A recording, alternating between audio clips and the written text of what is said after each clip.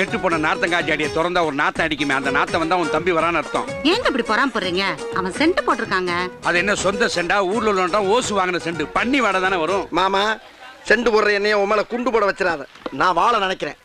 ஏக்கா ஒரு 100 ரூபா வாழ நினைக்கிறேன். ஏன்டா 100 ரூபா பிச்சை கேட்கணும்? ஹலோ மாம்ஸ், எங்க அக்காட்ட கேட்கிறேன், உன்கிட்ட கேட்கல. அக்கா எங்கிட்ட தான் கேப்பா, நான் தான் கொடுக்கணும். அப்ப கொடுங்க. முடியாது. உன் தருதல தம்பி தண்ணி அடிக்கிறான், உனக்கு தெரியுமா? அதுக்கு தெரியாது, நீ வேணா வாங்கி. நீ தண்ணி அடிக்கிற விஷயம் அவளுக்கு தெரியுமான்னு கேட்டா அவளை கெடுத்துறாதா? மாமா வெட்டித்தனமா பேசாத. 100 ரூபா தர முடியுமா? முடியாதா? முடியாது. இப்படி வாக்கு தவறு உனக்கு அசிங்கமா இல்ல? என்ன எங்க அக்கால கட்டுறப்ப என்ன சொன்ன?